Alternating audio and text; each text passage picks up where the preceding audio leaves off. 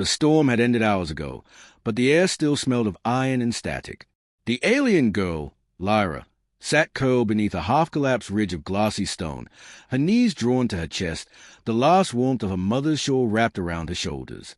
The fabric no longer smelled like home. It smelled like smoke and fear and exile. She hadn't eaten in 2 days. The sand on her planet wasn't real sand.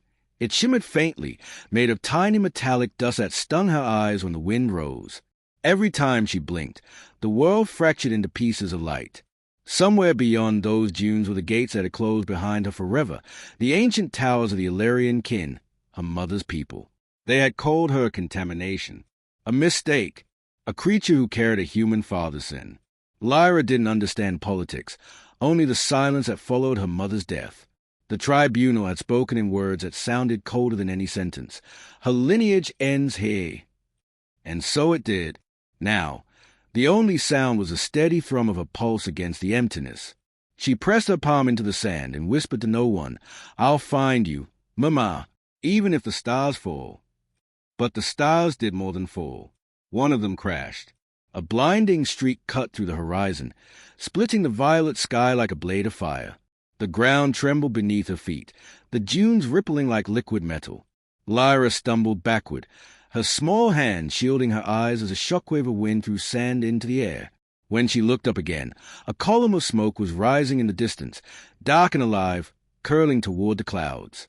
Fear pulled her one way, curiosity another, and beneath it all, something else, a faint warmth, a pulse. Her species could sense living frequencies, and whatever had fallen carried a heartbeat that didn't belong to this world. By the time she reached the crash site, night had folded across the sky. The moon hung low, red, swollen, and watching. Pieces of metal were scattered across the valley, glowing faintly with heat. She stepped carefully between them, the ground warm under her bare feet. At the center of the wreckage lay a human vessel, old, scarred, smoke curling from its edges. The air was heavy with the scent of burning circuits and fuel. And inside, through a crack in the hull, she saw movement. A man. He was unconscious, his uniform torn, his chest rising in shallow breaths. His face was cut and pale under the flickering light, the insignia on his jacket half melted but still readable. Orin, Lieutenant, Earth Alliance. She had never seen a human before, but she knew enough to fear him. Her mother used to say humans were too curious for their own souls. But as she stood there, half-starved, trembling, her reflection faint in the ship's cracked glass, something inside her shifted. He wasn't a monster. He was dying. Lyra hesitated only a moment before crawling through the wreckage. Sparks hissed as her fingers brushed the walls, the air biting at her lungs. She found him trapped under a twisted beam, his hand twitching weakly toward a flickering control panel. "Don't move," she whispered, her voice raw and small. He opened his eyes, gray, clouded with pain, and for an instant, time forgot to move. Those eyes didn't see an alien or a child. They saw life. "Who?" he rasped. "Are you?" Lyra froze. No one had asked her that since her mother died. She didn't answer. Instead, she pressed her small hands against the metal beam.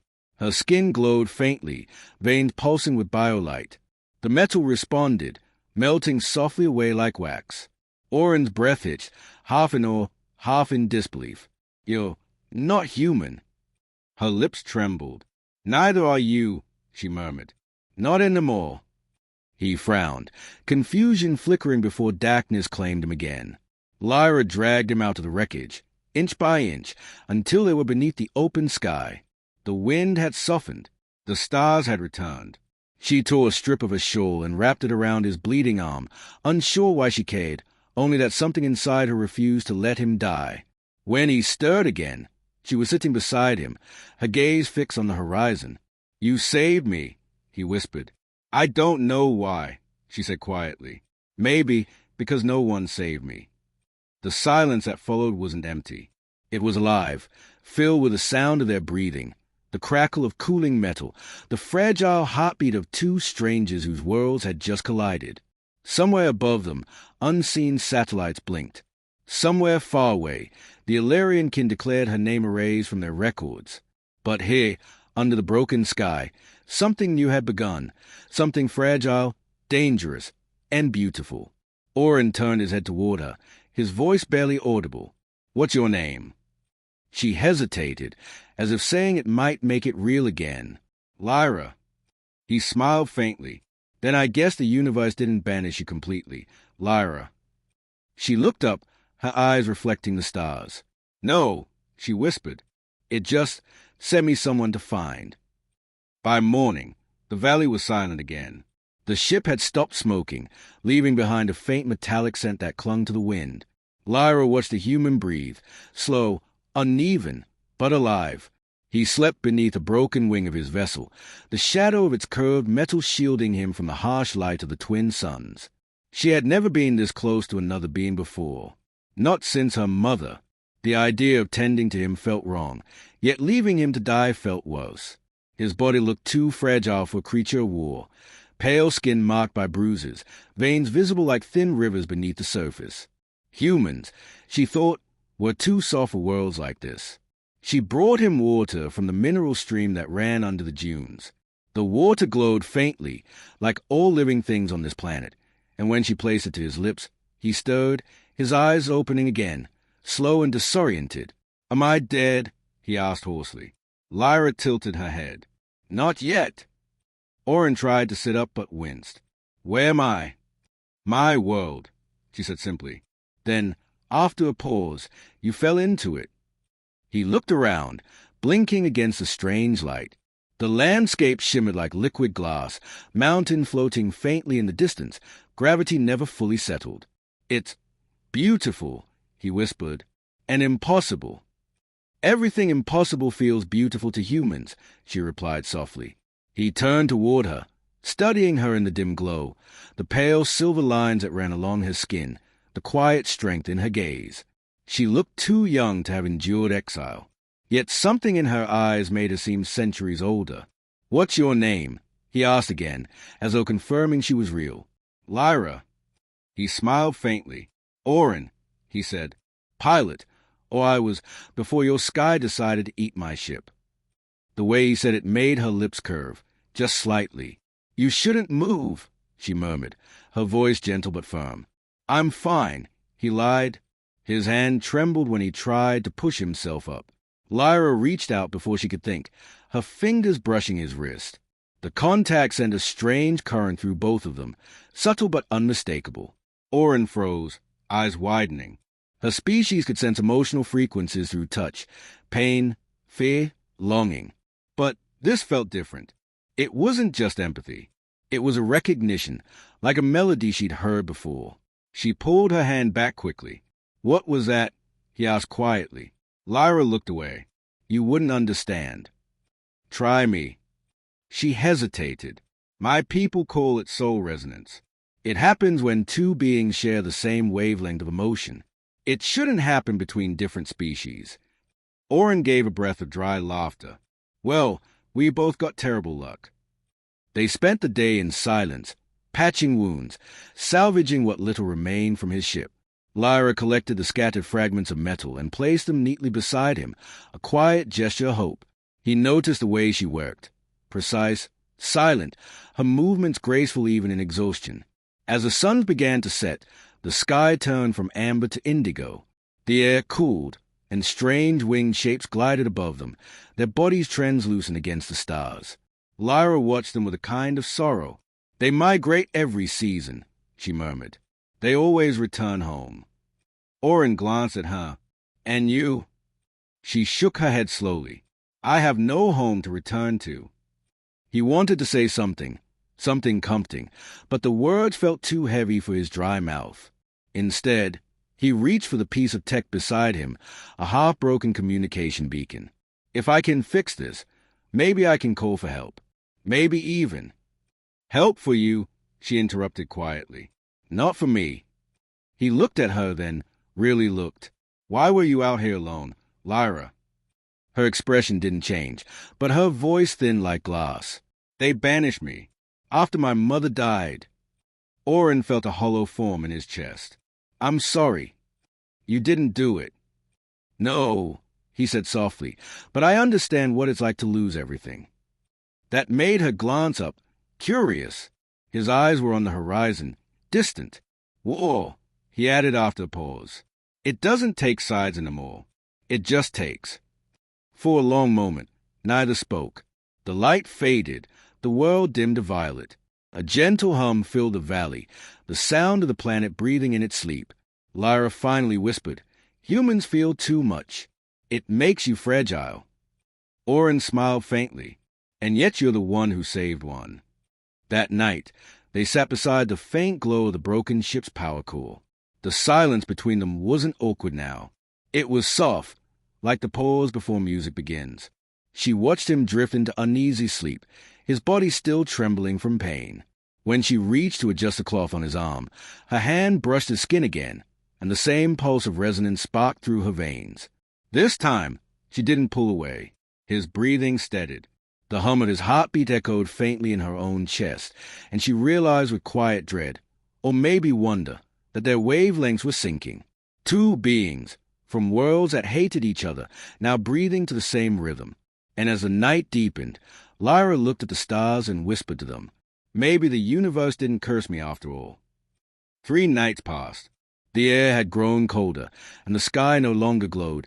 It shimmered, restless, as if holding back a storm. Lyra and Oren had built a fragile rhythm.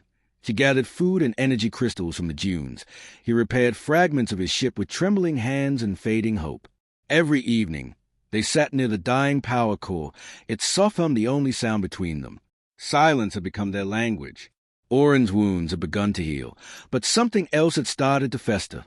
Curiosity. He watched Lyra move, how her eyes sometimes flickered like broken light when she stared too long into the distance. She carried grief like it was part of her body, not something she could drop, even for a moment. That night, as he placed a cluster of glowing roots beside him, he asked a question that had been waiting on his tongue for days. "Your mother, what really happened to her?" Lyra froze. The light in her palms dimmed. "She died," she said flatly. "I know that. But how?"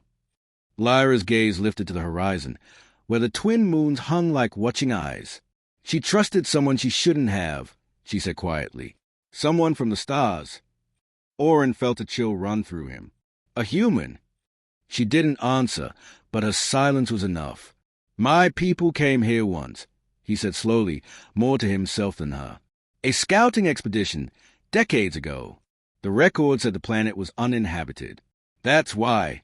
He trailed off, unable to finish.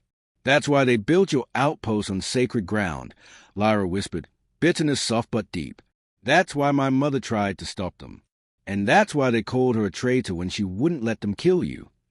The words landed like stones between them. Oren's chest tightened. "Your mother saved a human." Lyra nodded, her voice a fragile thread. "She loved one." The world seemed to shrink around them. The stars felt closer, almost too close. "My father," she continued after a pause. "He was from your world. He came with the explorers. When the war began, he left, said he'd come back for us." Her breath trembled. "He didn't." Oren looked away, shame flooding him though he didn't know why. "Not all humans are like that," he said softly. Lyra's eyes softened too, but only slightly. "And not all Illyrians are kind." The silence that followed wasn't cruel. It was heavy, fragile, real. 2 worlds, 2 wounds, stitched by accident into the same breath.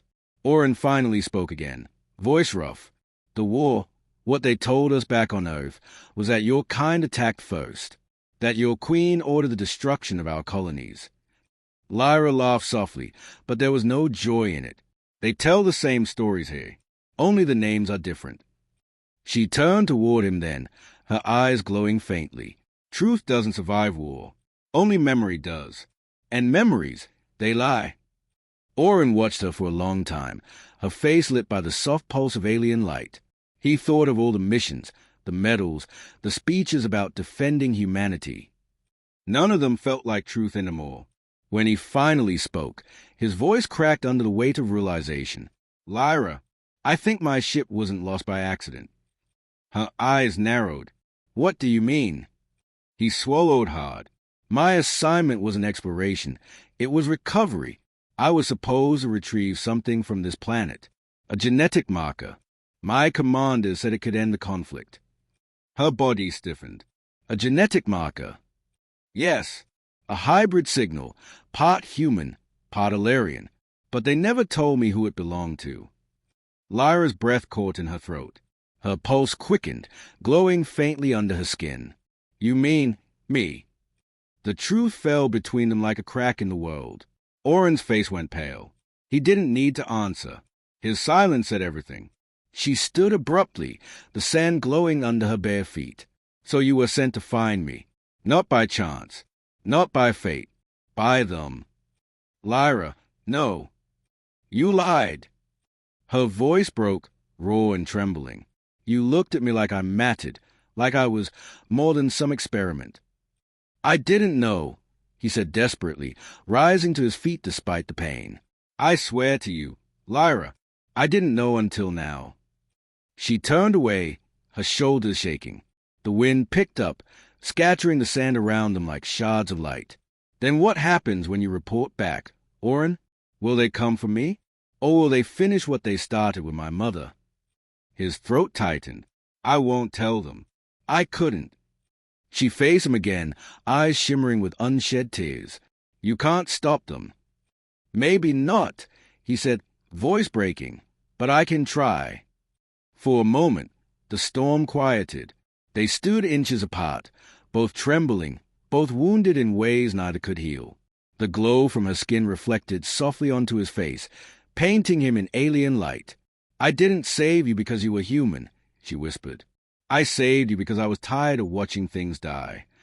And I didn't stay because I needed saving, he replied. I stayed because, for the first time, I wanted to live. Her breath caught, and for a heartbeat, the distance between them disappeared, not in touch, but in understanding. The air felt charged again, alive, the resonance thrumming between them like a hidden current. But this time, it didn't bring comfort. It brought fear, because now, they both knew the universe wasn't done with them. And somewhere beyond the clouds, a signal pulsed faintly, a transmission Oren's broken ship had unknowingly sent.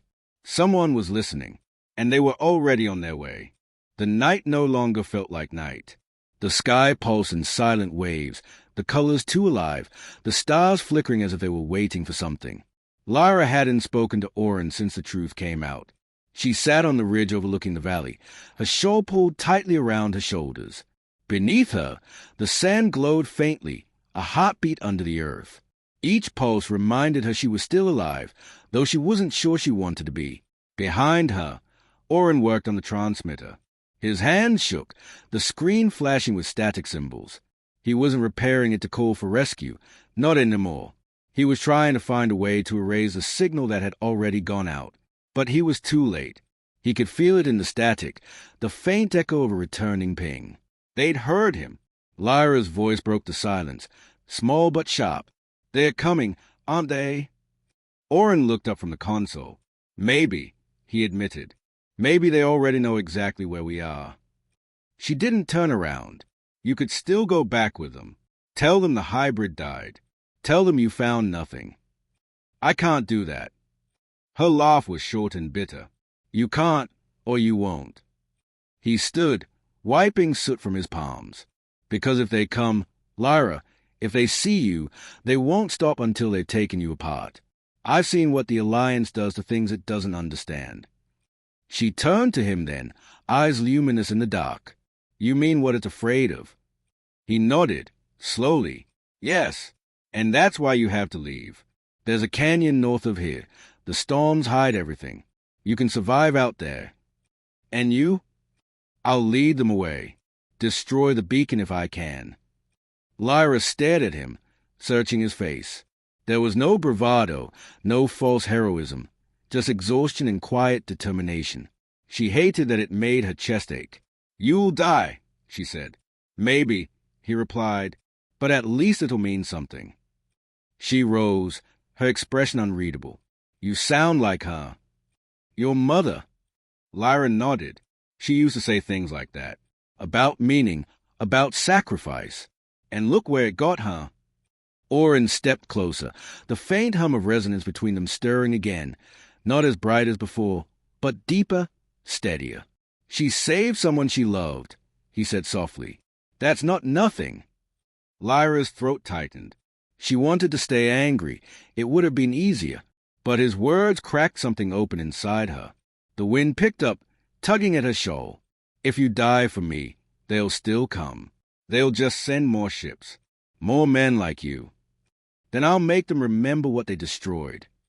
Don't say that, she whispered. Don't talk like you've already decided. He exhaled, stepping closer until only inches separated them. Because I have to. If I run, they win. If I fight, maybe, just maybe, you get to live. Her breath trembled. She wanted to say thank you, or don't, or stay.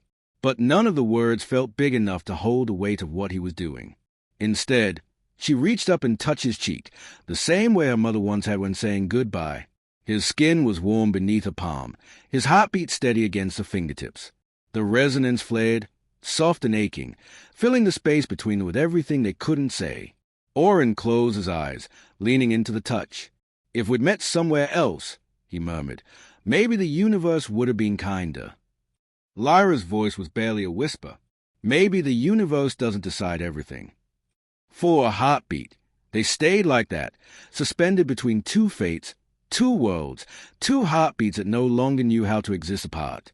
Then she stepped back. If you're going to lead them away, you'll need power. She moved to the remains of the ship, placing her glowing hands over the core. The metal shuddered beneath her touch, responding to her pulse. The air thickened, vibrating with quiet energy. She was transferring part of herself, her biolight, into the machinery. Oren watched in awe and fear. Lyra, stop. You'll drain yourself. She didn't look up. You said it had to mean something. The ship came alive with a low hum, lights flickering like a heartbeat. She stumbled slightly, catching herself on the wing. Her face was pale, her glow dimmer now. Oren reached her in 2 strides, catching her before she fell. You shouldn't have done that. She managed a faint smile. Now you have a chance. Don't waste it. He held her for a moment, unwilling to let go. Her body was cold, trembling. The air between them buzzed faintly, like static before a storm. Lyra, he said quietly, if I don't come back. You won't, she interrupted softly. And that's what scares me. He looked into her eyes, not alien anymore, just human in their fragility. Then promise me something. She blinked slowly. What? Live. For a long moment, she said nothing. Then, in a voice almost too soft to hear, she whispered, only if you promise to come back. He smiled, tired, aching, real. I'll try. When dawn broke, the valley was empty. Oren's ship powered up with a low roar, rising through the mist. Lyra stood beneath it, hair whipping in the wind, watching him disappear into the pale sky. She didn't cry. Not yet, because somewhere deep inside her, through the faint thread of resonance still alive between them, she could feel his heartbeat. And it told her one thing. He hadn't given up, not on her, not on them, not yet. The storm arrived before sunrise. The sky had turned silver, like the world had lost all its colors. From the ridge, Lyra watched the horizon trembling, waves of dust curling upward as if the planet itself were holding its breath. Hours had passed since Oren's ship had vanished into the distance, but his heartbeat still whispered faintly through the thread of resonance, weakened now, fading like an echo through space. She could feel when he turned, when he fought, when pain replaced breath.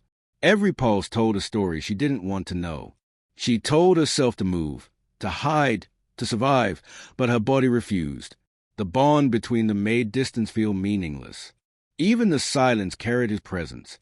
Then, far beyond the valley, the first explosion tore through the clouds. The sound reached her seconds later, a low, broken rumble that rolled across the sand. Another followed, then another. The alliance had come. Lyra fell to her knees, gripping the ground as the air thickened with static. The sky burned with trails of fire. She saw small silhouettes, human crafts, cutting across the light. One of them, she knew, was his. She closed her eyes, her pulse sinking to his through that fragile resonance. She could almost hear his voice. Run, Lyra, but she couldn't. Not yet. The battle above her world lasted only minutes, but it stretched across eternity in her mind. When the last ship fell, the sky went dark. No stars, no sound, just a slow drift of glowing ash. Lyra waited for the echo of his heartbeat. It didn't come. The quiet that followed felt heavier than grief. She rose slowly, numb, walking through the settling dust toward the crash site she had once called a miracle. The valley looked the same as before, silent, endless, but the air carried a faint smell of ozone and iron. At the center of the wreckage, half buried in silver sand, she found part of his insignia plate, Orin. The edges were scorched, but when she touched it, the metal pulsed faintly against the skin, the last trace of the resonance still alive. Her breath hitched. "You kept your promise," she whispered. "You came back." For the first time since her exile, Lyra wept. Not in anger, not in loneliness, but for the strange, impossible beauty of having been seen. When the tears stopped, she stood. Around her, the planet had begun to change, tiny shoots of glowing flora pushing through the sand, fed by the ship's scattered energy. Orin's sacrifice had awakened something in the land, something that breathed. The once dead dunes shimmered with faint light, like stars reborn in the soil. Lyra placed her hand on the ground. "You gave it life," she murmured. She didn't see the figure behind her until it moved. A small drone, broken and sparking, rolled toward her from the debris. Its light flickered weakly, projecting a fragment of sound. A voice, static-filled, broken but unmistakable. "Lyra, if you hear this, it means I couldn't make it back. Don't come after me. Don't let them find you. You deserve more than survival. You deserve to live." Her fingers trembled as she lifted the drone closer. "I didn't understand what love meant until this place. Until you. Maybe that's what the universe wanted all along, to teach me something before it took me away." The message ended with a faint hum, but as the device powered down, a final pulse of resonance flickered through her palm. Not a memory, not an echo, a heartbeat. Brief. Real. She gasped, her chest tightening. The link hadn't broken completely. Somewhere, across the void, he was still alive. The thought lit something fierce inside her, not hope exactly, but a promise. Lyra turned toward the mountains. The storms were thinning, revealing a trail of light stretching into the distance, faint magnetic patterns left by departing ships. She tightened the shawl around her shoulders and began to walk, her small figure cutting through the glowing wind. Every step forward hurt, but it also healed. The air shimmered around her, carrying pieces of his voice, fragments of his breath. She didn't know if she'd ever find him again. But she knew this. She would follow that heartbeat across every world until the stars themselves went silent. Behind her, the valley began to glow brighter, the plants rising taller, the air filled with soft, pulsing light, life returning to what war had ruined. Lyra looked back once, whispering to the wind, "You said to live, Orin. I will, but not without finding you." Then she kept walking. The sky opened, flooding the desert with gold. The wind carried her voice farther than she could imagine, across dust, across clouds, maybe across space itself. And somewhere far beyond that horizon, on a silent wreck drifting between worlds, a man's heart stirred, slow, faint, but alive, beating to the same rhythm as Hayes. Not an ending, just a memory of one,